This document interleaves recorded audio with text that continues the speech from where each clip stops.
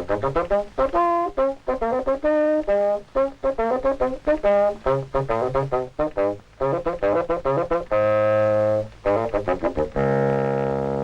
the Engine.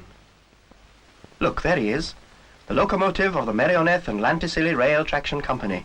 That's his full name, but his friends just call him Ivor.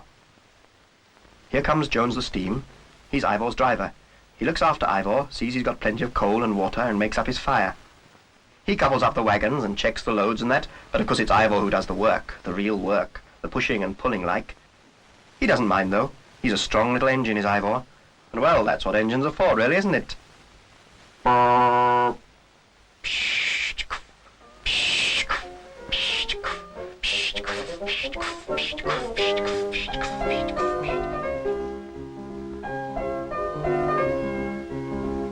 There they go, look, on their way to Llantisilly station, starting on their day's work. There's the platform at Llantisilly. There's Dye Station, the station master, waiting for them, looking fed up as usual. Morning, Dye Station. Morning, Jones. Morning, Ivor. You look as if you could do with a cup of tea, Diebar. Oh, I could, Edwin Jones, I could. I had a terrible morning, what with all these pigeons from Penryn Dydreth. I don't know. They send all these pigeons in baskets like this, miles and miles by rail, and when they get there, they let them go so as they can fly back home again. Then they've got to send the empty baskets back by rail. I don't understand the point of it myself. Well, don't worry, Boyvar. Ivor doesn't mind pulling a few baskets of pigeons, so we shouldn't mind loading them up now, should we? Shh. There's a lovely pot of tea, look. Come on down the office, Di. We'll have our cup of tea in there, shall we? It's a bit cold out here. Ivor waited on the platform, while Jones the Steam and Dye Station sat in the little office and had their cup of tea. What time is choir practice today, Jones? Oh, yes, choir practice. Choir practice is special today, Di. Evans the Song wants us down there early. There's people coming. People? Yes, there's ladies and gentlemen coming from the Eisteddfod Committee, coming to listen to our little choir, they are. Are they indeed? Oh, there's distinction now, isn't it? I do hope Ivor's in good voice. Oh, yes, he's lovely singing. Beautiful tone he's got now. Ivor's singing? That's a funny thing to say about a railway engine, isn't it? But then, you know, Ivor's not an ordinary sort of railway engine. I mean, look at him. Look at his whistle. There, you see, he's got 3 whistles, hasn't he? Great big ones they are, too. Came off old Morgan the roundabout steam organ, they did. I told you all about it one time, don't you remember? Oh, look, here come Jones and Di. We'll ask Jones the Steam if we can hear them, shall we? Mr. Jones, excuse us, I wonder, could you ask Ivor if he'd give us a little blow of his whistle?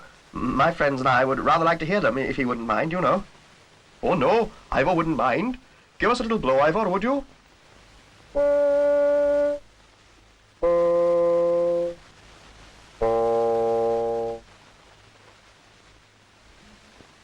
Oh, there's resonance for you, Ivor Bach.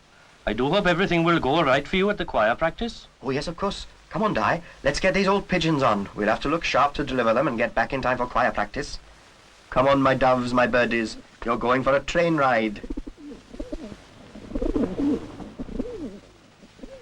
Right-o then, Di. We'll be off now. Mind how you go then. Bye, Ivor.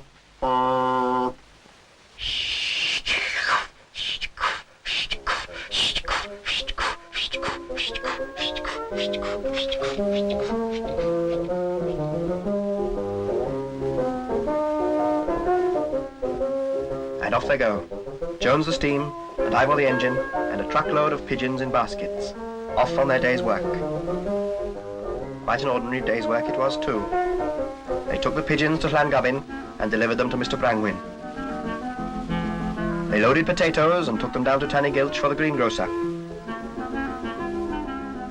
They got a chute truck of Blackstone coal from the pit and took it down to Grumbly Gasworks. And it was late in the afternoon when they backed up the ramp over the coal tip at Grumbly Gasworks, and Jones pulled on the rope.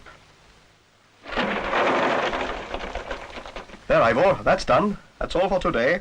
Come on, I reckon we're just about in time for choir practice. All the choir was waiting for them on the siding at Grumbly. Evans the Song was there, and so were 2 very distinguished-looking people, a lady and a gentleman, Mrs. Uprees and the Reverend Gladwin. Pleased to meet you. I hope you enjoy the singing. Oh, we shall, we shall. I have no doubt at all. Well, shall we start then? We have a little piece prepared. Well, let us sing it, shall we? Oh, yes, by all means, by all means. So they sang.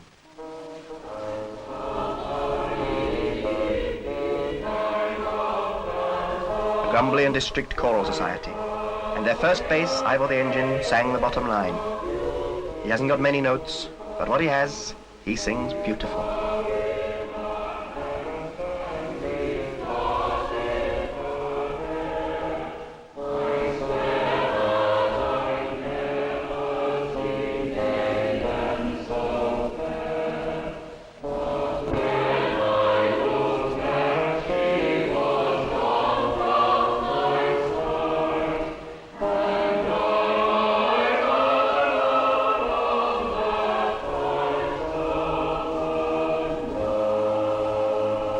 It will do. Oh, yes, it will do. It will do well, Mr. Evans. We are delighted. That was fine choral work. Most accomplished and most moving. Tomorrow we shall speak to the Gorseth in full session.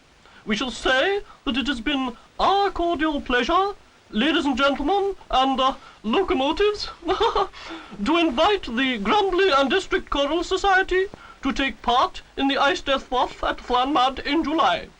And I hope most exceedingly that we shall have the pleasure of seeing you all there. Mrs. Upreese and the Reverend Gladwin climbed into their donkey cart. Oh, Evansvach, there's delightful news. Oh, Jones, oh, Ivor, I am so happy I could weep. To sing in the Eisteddfod, Fod, even our little Eisteddfod Fod at Llanmad. It is the culmination of all our dreams. Evans the song wiped away a tear of happiness, and Ivor blew a little jig.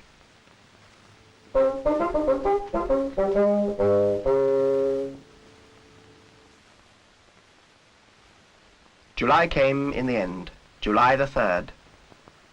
Jones and I polished Ivor and painted him, brushed him and oiled him.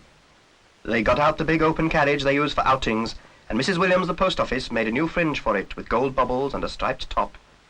Evans the song himself came up with his paint and brushes, and he painted it all over blue with red and yellow flowers.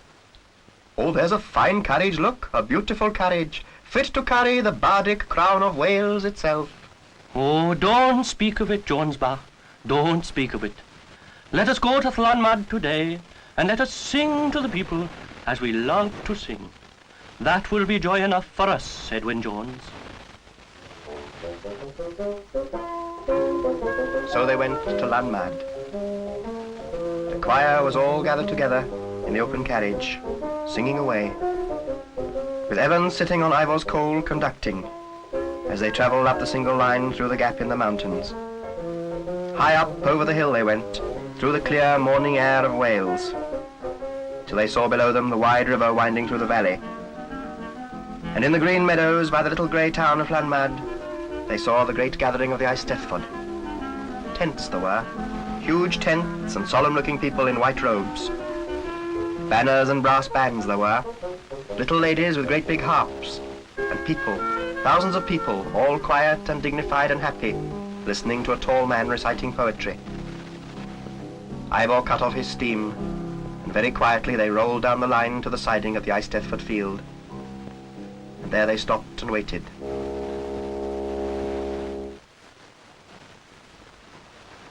And what happened next, I'll tell you next week, because that's the end of this week's story. Bye-bye.